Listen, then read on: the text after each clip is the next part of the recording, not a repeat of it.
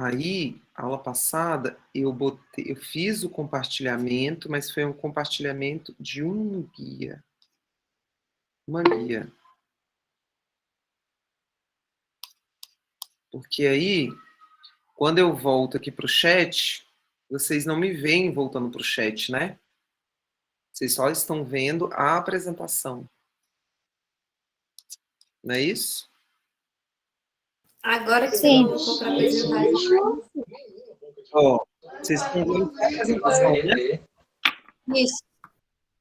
Porque aí eu consigo ver o chat. Não sabia que tinha essa possibilidade. Beleza. Então a gente vai falar um pouquinho sobre dificuldade de aprendizagem, que tem um pouco a ver aí com o que vocês vão executar nos vídeos de vocês, né? Tem a ver, né? É a parte final do nosso curso. Ele ficou, como vocês sabem, condensado nessas 10 primeiras semanas. E então esse é nosso último encontro síncrono, né? As próximas aulas vocês vão utilizar aí para preparação dos vídeos, leitura do artigo, enfim. E aí vamos lá. Posso sim. Os outros eu postei, né, Sofia? As gravações eu tenho certeza que eu postei. Agora os slides eu tô na dúvida. Tá tudo postado. Só esse aqui que eu não coloquei, né? Mas eu vou colocar, tá? Então tá bom. Então vamos lá. Boa noite, professora. Oi, boa noite. Meu nome é o Anderson. Eu tô com um problema sério aqui na minha internet e tá caindo toda hora. Então, só para deixar aí que tô tentando assistir a aula aqui, que eu não tô em Brasília hoje. E provavelmente eu vou ter dificuldade aí. Então, acredito que vou assistir a aula depois, tá? Sim. Tainá, depois que eu tiver todos os vídeos em mãos, eu vou disponibilizar os vídeos para vocês assistirem aí no tempo de vocês. Tá bom? Eu vou colocar eles organizados. Porque, na verdade, lembra que eu compartilhei... Não, eu tô confusa. Eu não compartilhei um documento com vocês que tinha os temas? É porque é tanta atividade, gente, que... Com tanta turma... Você já postou. Então, aí lá tem um lugar que vocês vão colocar o link, lembra? Sim. Do vídeo. Uhum. Aí vocês vão poder assistir todos os vídeos do tempo de vocês. Acho que tem o Anderson, se eu não me engano, que sempre fala que gosta de botar na TV. Então, ali naquela hora que você estiver lavando uma louça, né, que estiver no carro, para ir escutando, tá bom? Para a gente assistir com calma. Professora, essa parte de mandar os links tá no Google com a sala de aula? Eu não tô achando, não. Tem um documento que eu compartilhei com vocês. No grupo. Compartilhar aqui. Ah, no WhatsApp. É um Docs. Eu acho que o Docs em si eu não coloquei ainda no Classroom. Tá, mas eu vou colocar também, tá? Me lembrem dessas coisas. Se eu não colocar, me lembra. Dani, o Docs. Que aí eu coloco lá, tá? Beleza, então. Então, vamos lá. Dificuldade de aprendizagem é o tema da aula de hoje. Então, a dificuldade de aprendizagem não é uma deficiência. Antigamente, a gente usava esse termo deficiência. Hoje a gente toma um pouquinho mais de cuidado, porque a dificuldade de aprendizagem, ela pode estar associada a vários fatores, né? Não necessariamente a uma, entre aspas, deficiência. Então, em geral, pertence a uma população heterogênea, com subtipos de dificuldades, alguns comportamentos desviantes e outros semelhantes a crianças normais e sem apresentação de características específicas, né? A criança que apresenta dificuldades nesse processo de aprender, ela não é uma criança deficiente, ela pertence a essa população heterogênea que a gente convive, né? E que, às vezes, essa dificuldade é por algum fator externo, né? Às vezes a criança não estuda numa escola que tem infraestrutura adequada, às vezes a família tem muitos conflitos e aí a criança vive no meio daqueles conflitos, então ela não consegue chegar com uma cabeça tranquila na escola. Às vezes a criança não tem uma alimentação saudável, então ela chega morrendo de fome. Quantas crianças vão para a escola para poder se alimentar? Então, são vários fatores que acarretam nessa dificuldade de aprendizagem, né? A criança que tem essas dificuldades de aprendizagem, elas emitem um conjunto de comportamentos, né, que podem ser considerados comportamentos desviantes. Comportamento desviante é aquele comportamento fora do normal, que a gente esperaria, né, de uma criança naquela idade lá que você está trabalhando, né? Eles são, esses comportamentos desviantes, eles podem estar misturados, né? Eu coloquei aí 10 comportamentos desviantes. Uma criança pode apresentar vários desses fatores, né? Ao mesmo tempo. E aí, em pesquisas, foram listados mais de 100 tipos de comportamentos de conduta desviante que acarretam na dificuldade de aprendizagem, e eu selecionei aí 10, que são os mais frequentes, né? Hiperatividade, que a gente escuta muito, problemas psicomotores, emocionais, problemas gerais de orientação espacial, desordem de atenção, impulsividade, desordens de memória e no raciocínio, dificuldades específicas de aprendizagem, dislexia, disgrafia, desortografia, descalculia, problemas de audição e fala, sinais neurológicos ligeiros e equívocos e irregularidades no eletroencefalograma. Então, vocês têm nos artigos publicados aí vários comportamentos desviantes, né? Esses aí são apenas 10. A busca do entendimento da história do sujeito que apresenta dificuldade de aprendizagem é o método utilizado por Fonseca para avaliar os graus de conduta desviante. Quando a gente está na sala de aula, muitas vezes a gente percebe que o aluno tem alguma coisa não está no lugar. Isso é um sinalzinho, uma alertinha, né, uma luz vermelha que pisca, porque ele tem comportamentos desviantes, fora do normal. E aí, muitas vezes, o que a gente faz? Chama a família, né, vai na coordenação, chama a família. Às vezes, é ali na sala dos professores, que um professor conversa com outro professor, eita, mas aí você vê que outro professor também percebeu, e outro também, e aí a família é contactada, e aí leva para os profissionais, e o profissional vai tentar entender, primeiramente, a história desse sujeito, né? Às vezes fazendo entrevista com a família, perguntando como que foi a gestação, como é que ele se comportava como era um bebê. Então, saber a história do sujeito é bastante importante, né? E aí os profissionais da área de saúde, psicólogos, psicopedagogos, psiquiatras, eles vão trabalhar mais nesse sentido de tentar entender esse histórico, né? Então, procuramos detectar as características emocionais e condutuais anteriores e atuais, as expectativas e exigências dos pais e a sua vida escolar anterior e atual. Na realidade, busca-se montar ou reconstruir a história de todo um processo de desenvolvimento para, através de sua gênese e evolução, melhor compreender o momento atual. Então, olhando o histórico, a gente consegue entender um pouco, né? E aí, dependendo desse grau de desvio, realmente o aluno vai ter que ser encaminhado para profissionais que vão trabalhar com esse aluno para tentar, entre aspas, corrigir esses comportamentos, né? Ou tomando remédio, ou fazendo terapia, ou fazendo fono, enfim.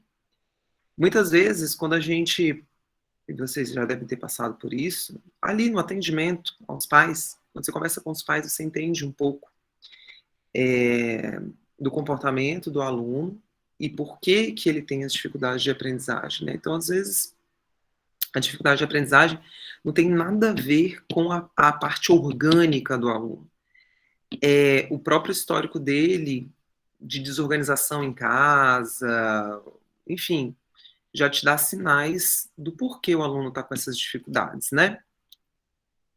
E a capacidade de aprender do aluno, será que o aluno está aprendendo como deveria, né?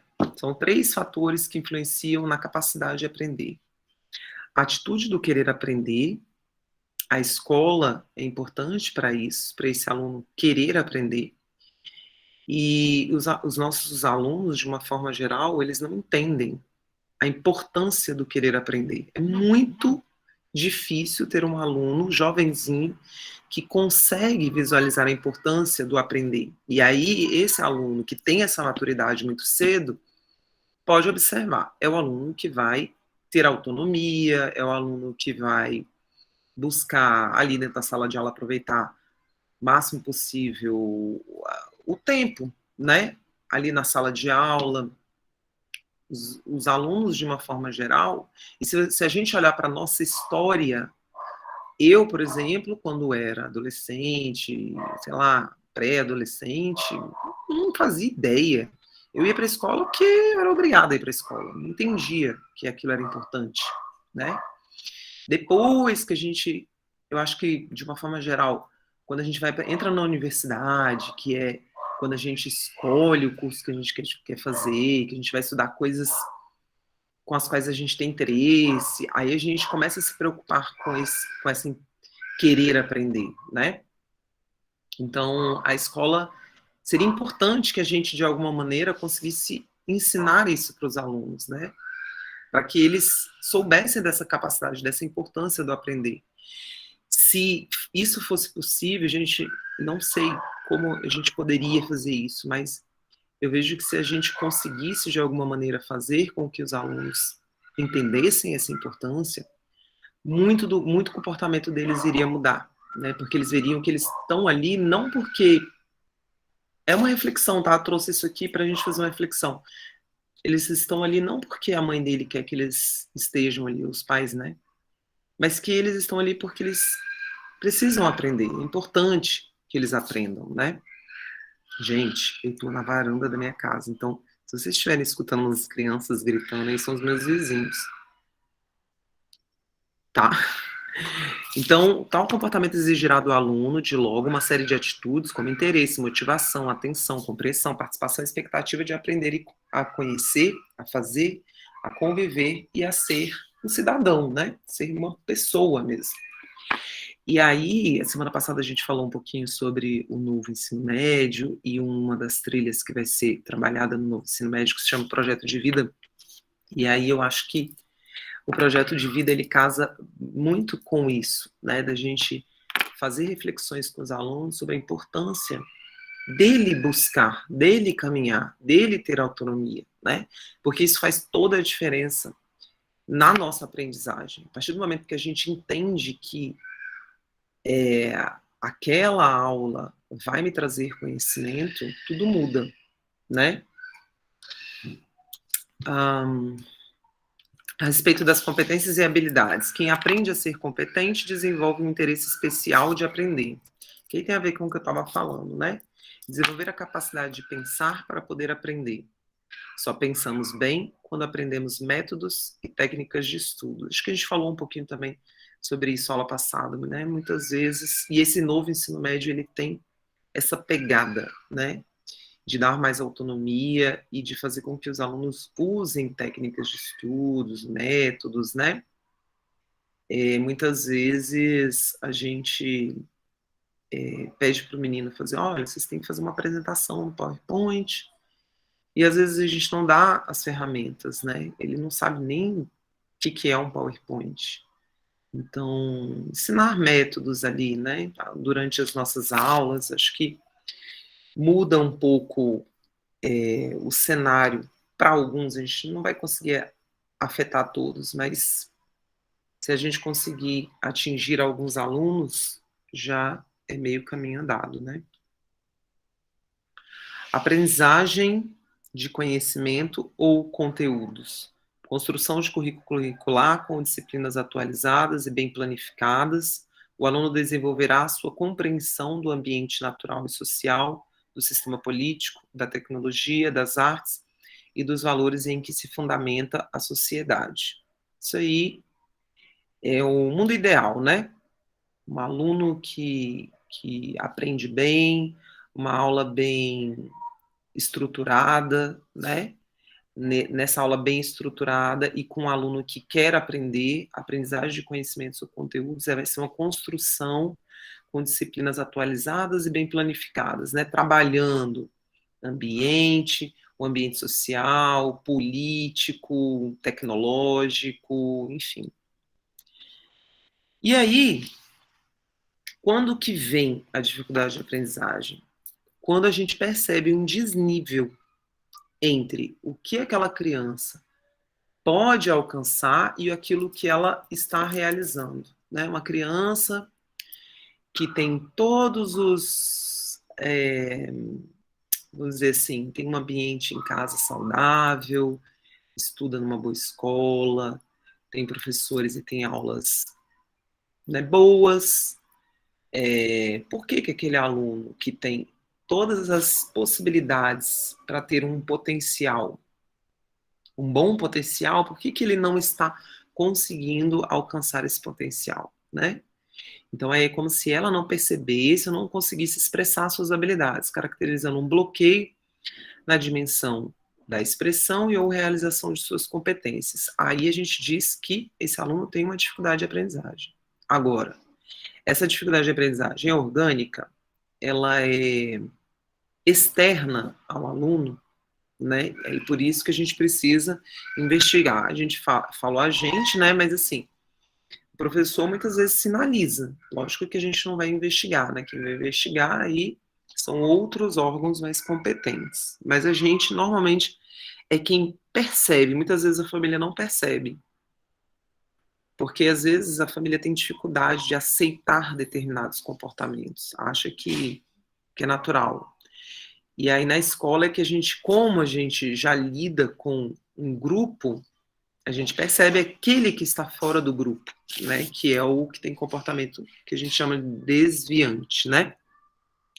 E aí, essa discrepância sempre se relaciona às desordens básicas no processo de aprendizagem, né? Que podem sugerir um quadro de comportamento do sistema nervoso central ou não. Pode ser que a gente já tem, que a gente falou nas primeiras aulas, né? Sobre coisas que podem acontecer. O cérebro é uma coisa absurda ele cria caminhos variados. Pode ser que algum caminho, alguma coisa, um grupo de células, um grupo de neurotransmissores, ou uma deficiência orgânica mesmo em si, cause essa desordem, esse comprometimento. Mas pode ser que não, né? Na sua maioria, não apresentam sinais de debilidade mental, privação cultural, perturbações emocionais ou privação sensorial. Porém, perturbações no campo perceptivo, comportamentos inadequados ou problemas no processamento das informações, né? São evidenciados com muita frequência em crianças com dificuldade de aprendizagem. Gente, esse choro dessa criança tá atrapalhando? Tá tranquilo? Tá tranquilo, pode continuar. Vocês estão escutando? Que eu tô agoniado aqui. Tá, mas tá sem problema, professor. Ah, tá bom. E aí eu trouxe aqui um caso inventado, né? João da Silva tem 12 anos. 12 anos, ele deveria estar 14, eu acho que é no nono, 13 no oitavo, então nono no sétimo, 12 no sétimo ano, né? Ele deveria estar no sétimo ano. Então, com 12 anos, ele ainda está na terceira série, ensino fundamental. Por mais que a professora se esforce, João não consegue aprender. Seus pais dizem que ele é imaturo e não tem jeito para a escola. Sua professora também não acredita mais que João possa melhorar. Ela está certa de que ele tem alguma coisa de errado que não permite que ele aprenda. João não tem jeito, costuma dizer sua professora. Ele já é atrasado demais, impossível recuperar. E aí, a gente tem um caso, não sei se vocês já se depararam com situações desse tipo, acredito que sim, né? Quem tem um pouquinho aí de experiência. Às vezes aparece um aluno que está muito fora da sua faixa etária, né? E aí, deixa eu só aceitar aqui. E aí você acaba tendo um aluno que engrossa as estatísticas de fracasso escolar, né? Milhares de brasileiros aí nesse sentido são rotulados diariamente como incapazes de aprender, né? Por questões que às vezes rondam a esfera aí das competências individuais do sujeito, né? Esse sujeito não tem jeito. E aí, quando contestada sobre outras possíveis causas para que esse aluno não aprenda, a escola amplia a causa do fracasso escolar, a família, a situação econômica do país, e realmente isso, com certeza, afeta, né? Mas a gente também precisa se incluir nesse rol aí, né? Como escola, né? O fracasso escolar, ele tem uma origem muito, muito complexa, né? Multideterminada. Não existe um fator, não é só o aluno que não quer, né? E aí, como eu disse para vocês, muitas vezes quando você conversa com a família, e eu acredito aí, como eu falei, né, quem tem um pouquinho de experiência, com certeza vai se lembrar, já se deparou, né, quando você conversa às vezes com o pai, com a mãe, você entende um pouco por que aquele aluno é daquele jeito e apresenta aquelas dificuldades, né? Analisar suas causas partindo apenas dos aspectos diretamente relacionados ao sujeito que fracassa é uma situação, assim, muito reduzida, né? O sistema escolar ainda se solidariza com o aluno que fracassa, ao invés de múltiplas formas de auxiliá-lo em sua recuperação. E, às vezes, a recuperação, a gente não consegue fazer uma recuperação adequada e, muitas vezes, essa recuperação vai empurrando o aluno e vai ajudando ele a ter fracasso. Muitas e muitas vezes, o aluno chega no final do ano sem aprender nada, e aí a gente acaba, principalmente nas fases iniciais, que são fases muito, muito importantes, né, que não tem reprovação, o aluno vai sendo passado, e aí ele vai virando uma bola de neve, né? E aí vai virando uma bola de neve, ele vai chegando lá nas fases que exigem mais complexidade mesmo de conhecimento, ele não consegue, né? Então surgem ações aí, principalmente lá no início, né, de progressão automática, das distintas, né, etapas do ensino básico, né, principalmente as iniciais, programas de aceleração, de aprendizagem, entre outros artifícios que apenas prorrogam o veredito final, que é sempre, muitas vezes, desse aluno chega um ponto que ele acaba saindo da escola mesmo, né? A própria... Eu repeti o slide? Não. O fracasso escolar costuma ser compreendido como um fenômeno social que afeta especialmente a população de baixo poder aquisitivo e que frequenta o sistema público de ensino, né? E aí, voltando aqui nos aspectos que ajudam nesse fracasso escolar, a própria burocratização do nosso trabalho. A gente muitas vezes tem tanta coisa para entregar, né? Que a gente acaba perdendo muito tempo com essas coisas e com o que interessa mesmo a gente acaba não tendo tanto tempo. Muitas vezes o nosso currículo, que é muito extenso, né, o currículo que a gente precisa trabalhar, muitas vezes a gente fica preocupado, principalmente quem está no ensino médio, que tem que terminar um conteúdo, porque o aluno vai fazer vestibular, né? Muitas vezes as precárias condições da própria escola, falta de materiais, entre várias outras mazelas, que criam barreiras, né? Principalmente, como diz aqui, para os alunos de baixa renda, né? Muitas vezes as escolas públicas não têm materiais suficientes, e aí isso acaba afetando, né?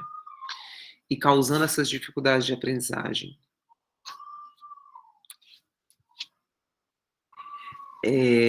Aí a criança que fracassa na escola não necessariamente tem dificuldade de aprendizagem.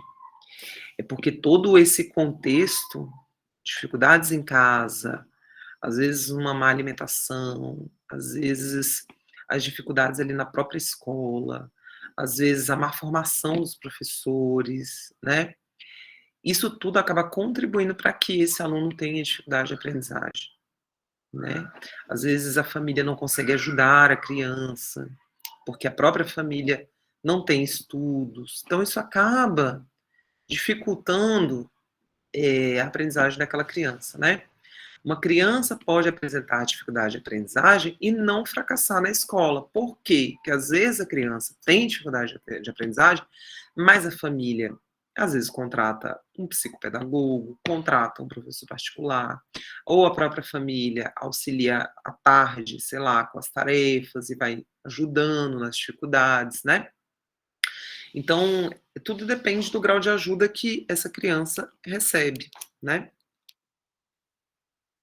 Para compreender o fenômeno da não aprendizagem, é indispensável conhecer as origens e trajetórias do fracasso escolar e da dificuldade de aprendizagem em suas múltiplas interações e distanciamento. Se a gente tivesse esse poder, né, de poder sentar com cada criança e poder entender, o ideal seria fazermos isso, né, conhecer a trajetória. Como eu falei para vocês, a gente não tem nem formação para isso. A gente percebe que tem algo fora do normal, porque aquela criança tem um comportamento desviante, e aí a gente passa a bola para a família, que vai procurar muitas vezes um professor particular, ou dependendo da situação, vai procurar um profissional, né, aí da área de saúde. E aí o que acontece? A gente tem as dificuldades que são de origem primárias e a gente tem as dificuldades que são de origens secundárias. E aí, como o próprio nome já diz, o aluno tem a dificuldade, mas não é porque por alguma coisa que ele apresenta internamente. Sei lá, o aluno tem problema de visão. Então, ele tem uma dificuldade que é secundária, porque por conta da visão, que é mínima, o aluno não consegue ver o que o professor escreve no quadro, ele não consegue copiar direito. Então, isso vai fazendo com que ele tenha dificuldade de aprendizagem, porque ele chega em casa e ele não copiou tudo, e aí isso vai atrapalhando, a letra do livro é muito pequena. Eu não sei se vocês já tiveram alunos com dificuldade de aprendizagem, não cegos, mas com dificuldade de aprendizagem, ou com baixa visão, que aí a escola tem que ampliar o material, né? O professor tem que tentar escrever com letra, ou se ele usa PowerPoint com letras maiores, né? Então, você imagina a vida desse aluno, né? Provavelmente ele vai ter dificuldade de aprendizagem, por quê? Porque a visão atrapalha ali no dia a dia escolar. Aí, nesse caso, o aluno tem uma dificuldade de aprendizagem secundária, porque antes vem como é que eu posso dizer? Ele tem uma causa orgânica que afeta, que traz essa dificuldade de aprendizagem, né? Aqui na aprendizagem primária, não, ó. São aquelas em que não se identifica uma causa orgânica específica. O aluno vai fazer exames e não se observa nada orgânico. Ó, não, esse aluno aqui fez todos os exames, mas deu tudo normal. Mas ele tem uma dificuldade de aprendizagem, então é classificada como dificuldade de aprendizagem primária, tá? Compreende perturbações das seguintes aquisições.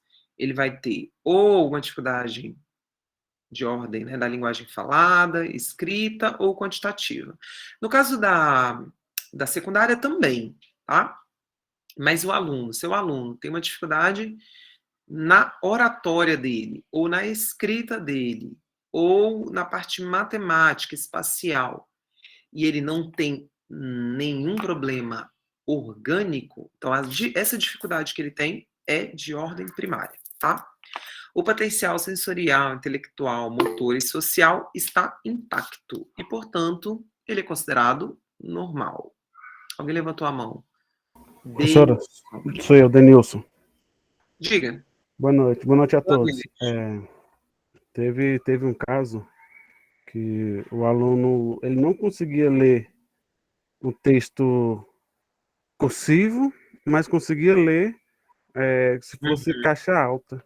Uhum. Aí, É, aí ele acontece. aprendeu a só ler com texto caixa alta. Acontece. Ele teve, provavelmente, ali na antigo prezinho, né? Uhum. Que é a primeira série, na alfabetização. Ele aprendeu bem ali o caixa alta, porque os meninos aprendem primeiro com a caixa alta, depois eles vão para a cursiva, né? E aí na cursiva ele não conseguiu entender. E aí ficou com essa dificuldade. Ele já era grandinho?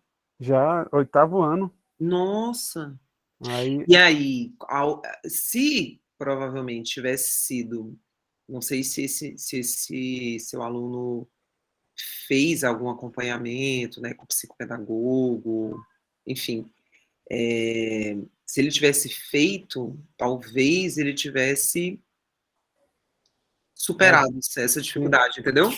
depois que foi detectada essa situação, ele começou a ser trabalhado com os pessoal da sala de recursos. Sim, para poder aprender. E o problema é que Isso. quando tá muito grandinho, assim, é mais difícil um pouco, mas é possível, né? Era isso. Porque essas dificuldades de aprendizagem primárias, muitas vezes elas podem ser superadas, tá? Se há perturbações, elas dependem de alterações mínimas, tão mínimas que não são detectadas pelos exames médicos, pediátricos, neurológicos, psiquiátricos, psicológicos, porque são insuficientes para identificar distúrbios e problemas do processamento de informação. As aquisições da linguagem falada, da linguagem escrita e da linguagem quantitativa são primariamente perturbadas. E as de ordem secundária resultam de condições, desordem, limitações ou deficiências devidamente diagnosticadas, né? Deficiência visual, auditiva, mental, motora, emocional ou privação cultural. Então, o aluno tem um laudo, olha, tem uma deficiência visual, auditiva, e aí isso vai causar a dificuldade de vai causar a dificuldade de aprendizagem naquele estudante, né? Elas são consequência secundária da deficiência, de deficiências nervosas, sensoriais, psíquicas ou ambientais. O potencial sensorial, intelectual, motor e social é atípico e desviante. Aqui. Se há perturbações, elas dependem secundariamente de deficiências sensoriais, neurológicas. Eu já li isso, não? Não. As aquisições da linguagem falada, escrita e quantitativa estão secundariamente perturbadas. As primárias são aquelas de maior evidência e não caracterizam um dano orgânico, né? Como eu falei. Elas têm origem em múltiplas causas, mas que são essas que a gente já falou, né? Ou a escola, ou a criança não consegue estudar em casa porque em casa é um caos, ou não se alimenta direito, né? Então, elas não apresentam um déficit no organismo. Se apresentam um déficit no organismo, ele é tão mínimo que ele não consegue ser detectado por exames, tá? Ela, nesse caso, ela é considerada uma criança de desenvolvimento normal, entretanto, existem situações que são internas ou externas, né, nessa criança, que estão favorecendo o surgimento desse impedimento na aprendizagem dela, né? Então, situações endógenas, porque a gente não sabe como a criança está processando uma separação dos pais, ou as brigas dentro de casa o tempo inteiro, ou não ter um ambiente de estudo, a gente não sabe como ela está processando, como ela processa ter recebido uma nota baixa, ou exógenas mesmo, como eu já falei, né? Escola mal estruturada, ou família mal estruturada, enfim, isso tudo vai favorecer esse impedimento na aprendizagem, né?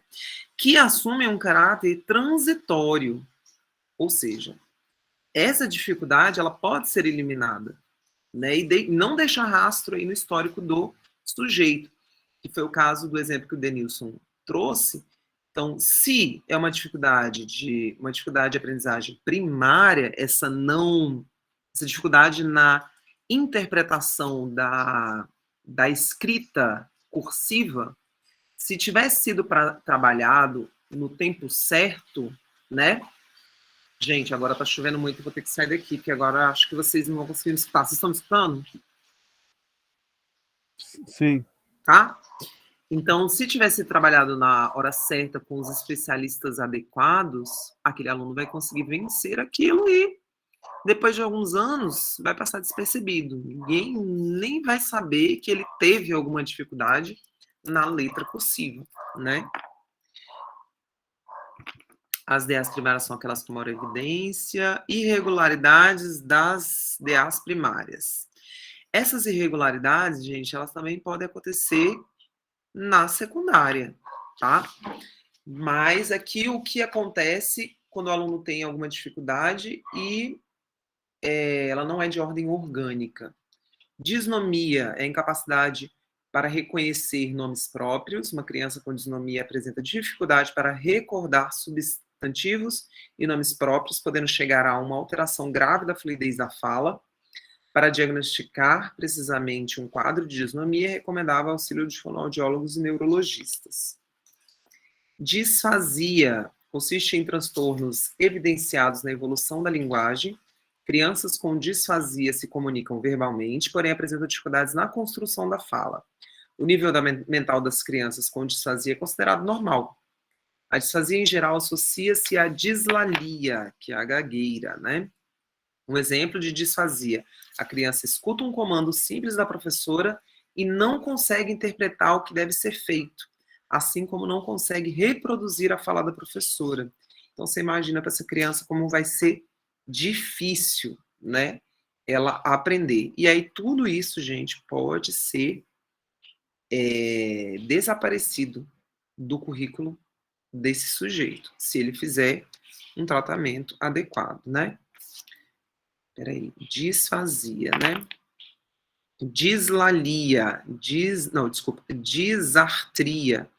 Caracteriza-se pela articulação defeituosa dos sons da fala, sem comprometer, entretanto, o processo linguístico. Em geral, essa dificuldade tem origem em distúrbios motores dos órgãos da fonação e necessita de apoio fonoaudiólogo para ser diagnosticada. Um exemplo, troca fonética dos sons, né? F por V, P por B, como faz o personagem Cebolinha. Você vê a importância dos fonoaudiólogos aí na educação, né? Dislalia é a famosa gagueira. Consiste em uma irregularidade no desenvolvimento da fala, caracterizada por hesitação repetitiva e demora na emissão das palavras. Muitas vezes, inclui o prolongamento atípico dos sons. Surge na infância, mas pode prolongar-se à vida adulta se não for tratado adequadamente. Disgrafia é uma irregularidade da linguagem escrita, conhecida comumente como letra feia. A criança com disgrafia apresenta uma escrita inferior ao esperado para a sua etapa desenvolvimental e série escolar. É comum também evidenciar a inversão de sílabas e omissão de letras, a escrita em espelho e a escrita contínua. A criança, quando está aprendendo a escrever, a ler ali com 7 anos, ela tem a disgrafia, mas é normal, né? Agora, esse comportamento aí de trocar sílaba, comer letras, fazer espelho de número, isso aí já é um comportamento que não deve ser observado nas idades posteriores aí, né? A 9 anos, 10 anos. Então aí é preciso que a criança faça uma correção, né? Com o profissional adequado. Desortografia. Caracteriza-se pela presença de aglutinações, omissões, contaminações, alterações nas palavras, gerando desorganização na estrutura das frases e sentenças. Então, imagina, o aluno tem dificuldade de escrever as palavras. Imagina quando ele vai ler o que ele escreveu, né? Não é fruto da falta de coordenação motora e reflete distorções nos processos cognitivos responsáveis pela linguagem escrita. A criança com desortografia apresenta muitos erros de ortografia que não são oriundos do desconhecimento do código gramatical e ortográfico. Processos de letramento de pouca qualidade geram a desortografia com frequência. Descalculia. É uma irregularidade que impede a criança de compreender adequadamente os processos de raciocínio matemático, gerando múltiplas dificuldades na aquisição dos conteúdos nessa área. O aluno com descalculia não consegue solucionar problemas verbais, tem dificuldade de construir raciocínios quantitativos e estabelecer relações entre categorias e números e numerais. Então, todas essas irregularidades que eu citei acontecem não por algo orgânico. O aluno tem baixa visão, o aluno é surdo, o aluno tem comprometimento mental. Não é por isso, é por algo interno ou externo, né? Que vem aí a acarretar em uma dessas irregularidades. Se ele não corrigir, isso vai causando dificuldades na aprendizagem do aluno. Você imagina, um aluno que escreve errado, na hora que ele vai ler, vai ser uma confusão, um aluno que não tem uma grafia adequada, né? Um aluno que não sabe identificar os números. Imagina a hora que ele vai fazer conta, né? A confusão que é. Então, isso vai virando uma bola de neve e vai causando as dificuldades de aprendizagem. Aí, falando da descalculia, né? Algumas dificuldades apresentadas. Visualizar conjuntos de objetos inseridos em um conjunto maior, conservar a noção de quantidade. Ela não consegue compreender que 1 quilo corresponde a 4 pacotes de 250 gramas. Sequenciar números, estabelecendo relações entre antecessor e sucessor. Então, são coisas que a criança ali com 6, 7 anos já começa a trabalhar. Você imagina se a criança ela tem a descalculia, né, essa dificuldade aí, ela vai carregando isso, e aí as coisas que vão sendo apresentadas nas séries posteriores vão virando um monstro, né, ele não consegue entender. Classificar números, compreender os sinais matemáticos de soma, subtração, multiplicação, divisão, inclusão, pertence, etc. Estruturar operações matemáticas. Compreender as conservações de medida, peso, altura, estruturar as sequências lógicas no momento de solucionar operações matemáticas. Então, aí são algumas das dificuldades apresentadas por quem tem descalculia. Dislexia. Então, a dislexia é um distúrbio, irregularidades da linguagem em geral, tá? É um distúrbio ou transtorno de aprendizagem na área da leitura, escrita e soletração, sendo um dos transtornos de maior incidência nas salas de aula. Pesquisas realizadas em vários países mostram que entre 5% a 17% da população mundial é disléxica. Tem gente que passa a vida inteira e só descobre que é disléxico adulto, né? Sofreu muito na escola porque tinha dislexia, e só vai descobrir isso. E muitas vezes é um alívio para a pessoa, quando ela descobre, que ela entende por que ela tinha aquela dificuldade toda, né?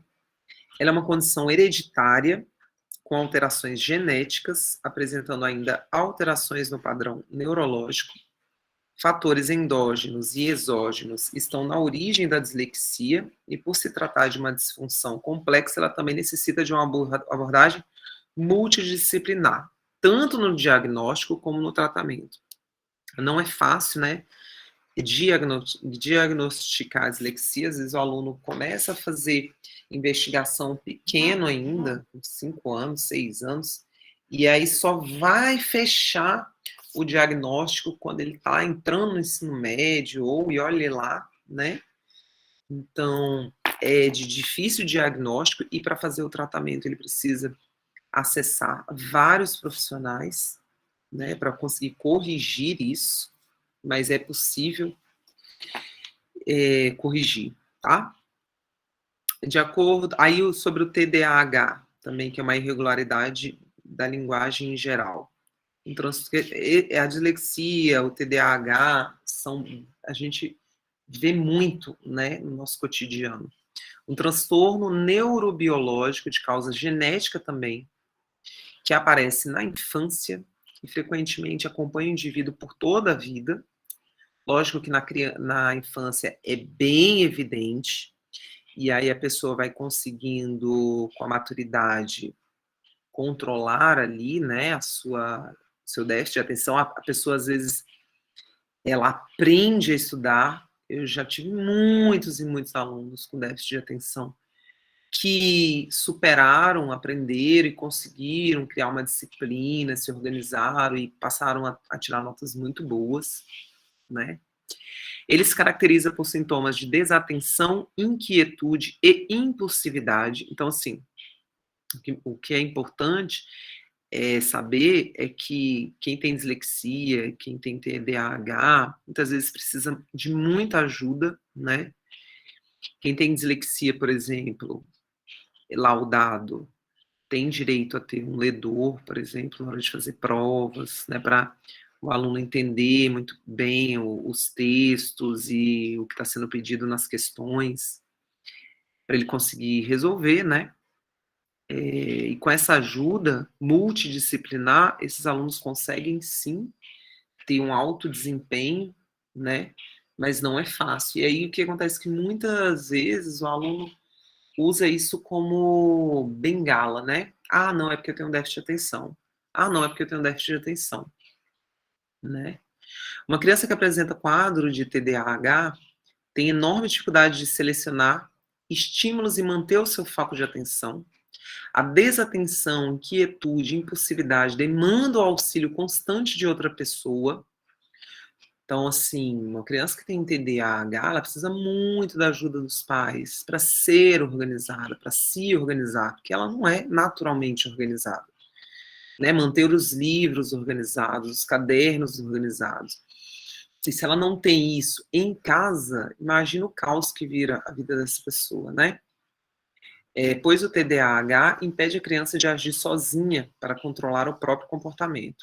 Em várias situações, essa criança é vista como mal educada ou sem limites, quando, na verdade, ela não tem condições de impedir o fluxo de hiperatividade que a acomete. E aí ela precisa dessa ajuda multidisciplinar para ela ir se observando e tentando ele se controlar, né?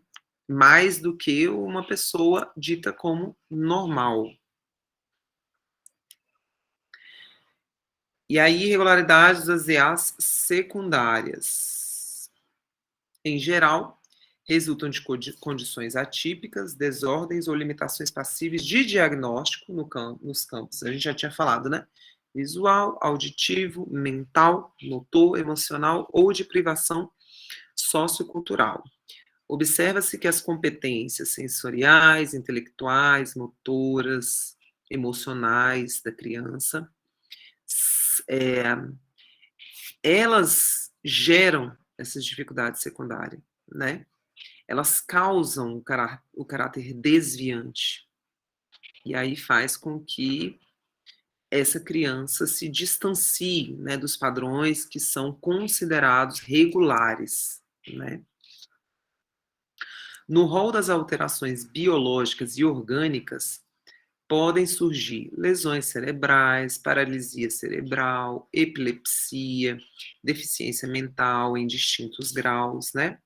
O sistema sensorial também pode ser afetado, gerando deficiência auditiva, hipoacústica, deficiência visual e ambliopia, né? Com relação às alterações, né, de comportamento, há evidências de comportamentos que fogem do normal, né? Muitas vezes, transtornos de conduta até em parte da população, com dificuldade de aprendizagem de ordem secundária. Existem muitos casos de, por conta das irregularidades de ordem secundária, o indivíduo acaba tendo um comportamento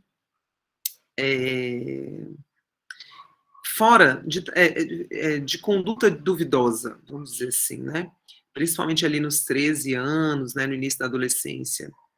esses pré-adolescentes ou adolescentes passam a ter padrões de comportamentos violentos, muitas vezes, né?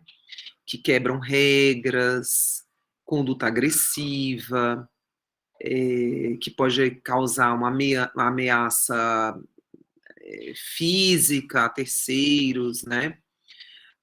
Conduta, às vezes, pode não ser agressiva, mas ele causa agressões a bens materiais, às vezes a conduta é roubar, causar alguma violação, ter algum comportamento bem provocativo, que cause intimidação, sei lá. Fisicamente, eles têm atos cruéis com pessoas ou animais. Então, muitas vezes, existem muitos casos de pessoas nessa idadezinha ali, que está começando a adolescência, que tem esse tipo de comportamento, e que quando você vai analisar o histórico, elas começaram com irregularidades de ordem secundária, desvios de ordem secundária, tá? Aí tá isso aí, né? Com relação às alterações de comportamento, há evidências de comportamento disruptivos ou transtornos de conduta em parte da população com dificuldade de aprendizagem de ordem secundária, especialmente após os 13 anos. Os padrões emocionais das crianças com DA secundárias também sofrem alterações e refletem condições intrínsecas que originam os impedimentos à aprendizagem, né? A criança, sei lá, que tem baixa visão, ela já, muitas vezes, tem uma baixa autoestima, né? Ela já vai para a sala de aula se sentindo inferior. Então, o emocional dela já vai abalado. E a gente viu, né, o tanto que o emocional afeta na nossa aprendizagem, né? É complicado. Então, nesses quadros, assim, por exemplo, quadros ansiosos, transtornos obsessivos compulsivos, neuroses, psicoses, isso são quadros que podem aparecer de irregularidades em padrões emocionais. Os quadros que evidenciamos nas DAs secundárias são, em geral, bem mais comprometedores da saúde emocional e mental da criança do que os DAs de ordem primárias. Muitas vezes, os de ordem primárias que eu citei lá atrás, você fazendo um tratamento adequado, corrige, a pessoa tem uma vida tranquila, ela nem lembra que teve aquilo, né? Mas esses quadros de ordem secundária, essas irregularidades, elas já são mais comprometedoras, né? Sendo assim, as principais categorias de comportamento desviantes que caracterizam as DAs secundárias incluem patologias do sistema nervoso central. Eu já li isso, não? Inclui patologias do sistema nervoso central, como lesões cerebrais, a paralisia cerebral, a epilepsia. Também inclui deficiências sensoriais, como a auditiva, visual e a hipoacústica. Esses padrões de comportamento desviantes são originados por danos biológicos de natureza difusa e que comprometem gravemente o desempenho do sujeito nos processos de ensino-aprendizagem. Aí a gente tem, eu citei, né, o comportamento muito reativo, o aluno tem padrões de comportamento bastante agressivo, neuroses, psicoses, né? E aí elas precisam, muitas vezes, de um tratamento mais aprofundado, né? Com psiquiatra, muitas vezes, né? Não é só ir lá fazer um tratamento com fonoaudiólogo, psicopedagogo, para poder corrigir, porque muitas vezes os desvios de comportamento levam essa criança a desvios mais graves, né? Como eu citei lá atrás, o próprio chegar a roubar, chegar a agredir fisicamente ou agredir estragar bens materiais, né? Então, eles são mais preocupantes nesse sentido. E É isso, minha gente. Dúvidas?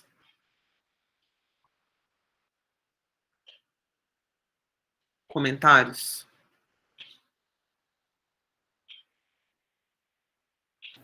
Não, só para você lembrar de postar mesmo os slides.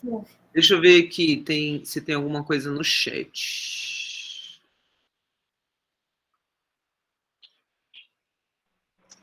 Eu também não achei o link nem no grupo, professor, o link da Não, atividade. eu boto lá. É porque eu não botei, porque ela, teoricamente, eu iria colocar na semana tal. Não lembro se era semana, acho que era na semana 8 que eu iria colocar, então por isso que eu não coloquei. Eu passei para vocês no dia no chat, que era para adiantar, entendeu? Ah, não, eu lembro que a senhora até falou, não, vou dar uma arrumada e envio depois para vocês. Foi mesmo. Isso.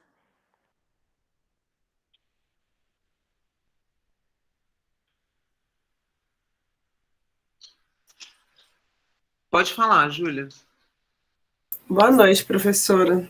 É a TDAH aqui que me perdi por um momento. Aquela justificando, mas é verdade. Só para fixar aqui o negócio, a secundária. Qual a diferença da primária para a secundária? A primária não tem uma. O aluno vai fazer os exames, e os exames dele são todos normais. Ele é normal, entre aspas. Só Tá. que, no meio do caminho, alguma coisa ficou falha. Ou ele não teve uma boa alfabetização, ou alguma coisa na época certa que ele estava lá para alfabetizar, aprender as letrinhas. Ele teve alguma coisa aconteceu na vida dele, por isso que muitas vezes, quem tem filho vai se lembrar disso. Muitas vezes o professor entra em contato com você e fala assim, tá acontecendo alguma coisa em casa, tem alguma coisa de diferente.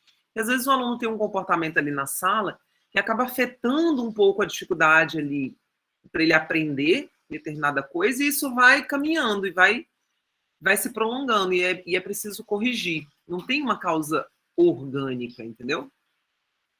Então seria mais alguma coisa do ambiente, algo mais emocional ali. Ambiente, alguma coisa.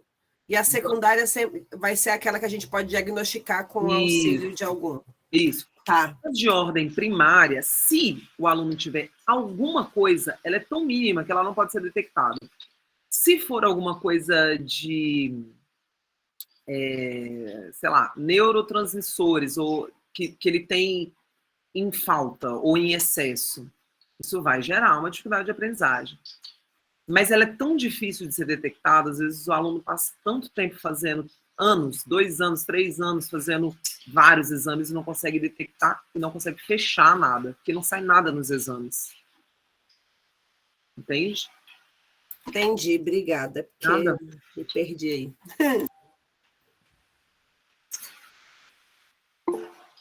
Pode falar, Carlos.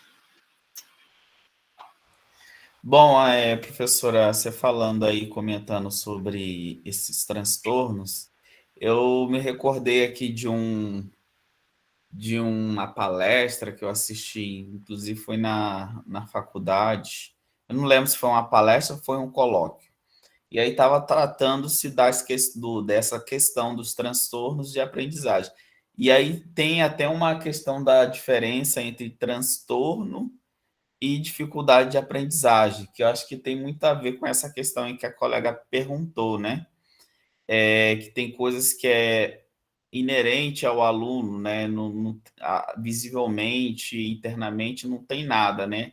Mas há algo externo que, às vezes, provoca uma certa dificuldade de aprendizagem ali no estudante, que pode ser, né, um período curto ou longo, dependendo da situação. Sim. Essas barreiras, né, acabam afetando a aprendizagem, né? E a dificuldade, ela assim, essa discrepância, né, no que ele poderia apresentar e o que ele não está apresentando, né? O que aconteceu no meio do caminho, né? É, porque assim, professor, às vezes É o uma aluno. defasagem que o aluno teve, né? Isso, Genérica. às vezes, perdão, às vezes o aluno ele sempre teve boas notas, nunca Sim, teve nenhum problema. Aí do nada ele começa a apresentar algumas dificuldades, né? E a gente pensa que é alguma coisa, né? sim, Pode ser com o sim, aluno, sim, mas às sim. vezes é uma fase emocional, né? Que o Sim, aluno está sim, enfrentando e acaba afetando. Eu, sim. inclusive, eu fiquei muito contando assim, pegando um gancho.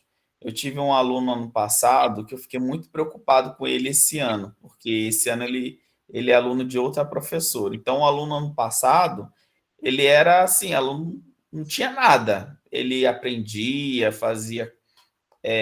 aprendia no seu tempo, não tinha visivelmente nenhuma dificuldade. Esse ano, o aluno mudou assim, da água para o vinho, ele não fala coisa com coisa, ele meio que fala sozinho às vezes, de vez em quando. Eu falei, gente, esse aluno está muito diferente. É, Então, mas alguma aí, coisa sim, aconteceu que ele mas mudou assim de tal maneira. Agora, o que é, eu não sei, mas que é visível que o menino mudou, assim, parece que ele teve algum problema, sei lá, uma deficiência neurológica, sei lá. pode ser. Às vezes a pessoa pega uma infecção, uma bactéria, alguma coisa que gera alguma lesão mesmo cerebral, né? Ou é alguma doença que apareceu agora, né? E aí ela é de ordem orgânica, então precisa investigar. Você falou, né, da diferença de dificuldade e transtorno. Essas dificuldades que eu estava falando, né, de ordem primária, o aluno é tido como normal. E aí ele está tirando notas baixas, ele está apresentando um desnível entre o que ele deveria apresentar e o que ele está apresentando. Agora, às vezes, o aluno tem um transtorno do déficit de atenção. E por conta do transtorno, da sua dificuldade de se organizar, da sua dificuldade de ter foco, ele não, ele tem dificuldade de aprendizagem. Então tem essa diferença, né? Fala, Helena. Professora, é só uma curiosidade mesmo. Eu queria saber se o pessoal que tem superdotação e altas habilidades, eles trabalham diferente, né? O cérebro deles. Assim, a Sim. gente só consegue notar mesmo. Eu só consegui notar que eu reparei uma vez um menino que, uma atividade eu pedi para desenhar uma célula, o menino desenhou uma célula tipo 3D. Mas eu sei que ele não vai ser muito aproveitado, né, na escola pública, infelizmente. Eu queria saber se eles trabalham diferente. Eu sei que não é a aula, mas é só uma curiosidade. Você fala do cérebro? É. Sim. O cérebro dele vamos dizer assim, o nosso cérebro é uma máquina, né? Como a gente viu, é realmente uma máquina que ela cria vários caminhos para gerar a aprendizagem. Então, a aprendizagem, ela se dá ali, né, pelas conexões entre os neurônios, e ela vai sendo armazenada, a aprendizagem de longo prazo vai sendo armazenada principalmente no córtex cerebral, que é essa parte mais externa do cérebro. Não sei se vocês lembram, que eu falei que tem uma parte mais cinzenta, que é a parte mais externa, e a branca, que é mais interna. Então, a interna, lá no interior do nosso cérebro, né, as memórias, elas vão de curto prazo para caminhar para longo prazo, dependendo da importância que a gente vê naquilo, né? Tá. Então, todo o cérebro é uma máquina. Assim como qualquer máquina, ela pode ser usada na sua máxima potência ou não. Então, por algum motivo, o cérebro daquele aluno, ele usa a potência máxima. O nosso não. É mediano, entendeu? A gente trabalha normalmente. E tem as pessoas que têm a mesma máquina, mas é que ela não trabalha do mesmo jeito. Que são as pessoas que vão ter mais dificuldade, que vão ter transtornos, enfim. Então, é como se a gente tivesse essas três categorias, entendeu? E aí, os alunos que têm essas altas habilidades, eles trabalham com o máximo, com a potência máxima, né? do cérebro. As conexões são perfeitas, os neurotransmissores trabalham de forma muito articulada e harmonizada, não se perdem, e aí acaba gerando uma aprendizagem mais completa, né? Mas isso não tem um padrão, né? Ou tem? Não. Sim. Não sabe o motivo, né? Não sabe. Ok. Ali na formação do embrião, por algum motivo, e aí tem gente que vai acreditar que existe uma coisa espiritual, né, por trás, mas assim, falando de forma bem bruta, na formação do feto, houve alguma coisa que fez com que aquele cérebro se formasse daquele jeito, ou não, que fez com que o cérebro se formasse do outro jeito, né? E aí a criança vai ter déficit de atenção, por exemplo. Assim. Professora, só mais uma dúvida. Pessoas que são dependentes, assim, químico, isso tem alguma relação? Então, eu uma vez fiz um curso nessa área de neurociência que eu me lembro que a professora falou o seguinte: a nossa cabeça, ela é uma caixa de Pandora. Tem uma caixa de Pandora na cabeça de cada um. E a gente não sabe o que determinadas substâncias podem fazer na nossa caixa de Pandora. Então tem gente que usa um cigarro, usa, sei lá, uma maconha, uma cocaína, e não dá nada. Ela gosta ali, mas ela não chama a atenção dela, né? Ela não vai usar amanhã e depois de amanhã. E tem gente que aquela mesma substância provoca algo químico, e aí por isso que a gente fala que existe uma dependência química, que faz com que aquela pessoa necessite daquilo outras e outras vezes, né? Então, segundo o que eu me lembro dessa aula, existe essa interrogação. A gente não sabe exatamente como o nosso cérebro de cada um funciona. Então, você está colocando uma substância que você não sabe como ela vai se comportar. Pode ser que ela se comporte de tal maneira. Ah, não, você não liga para aquela substância, gostou ali, né? Tchau. E pode ser que você tenha uma reação química de dependência mesmo, que você passe a acreditar que necessite daquilo e que vai usar amanhã, depois de amanhã, depois de amanhã. Então, por isso que a gente diz que a dependência é química mesmo. Acontece alguma reação daquela substância no seu organismo, no seu cérebro, que faz com que você passe a depender dela. Tá certo, obrigada, professor. Nada. Mais alguém?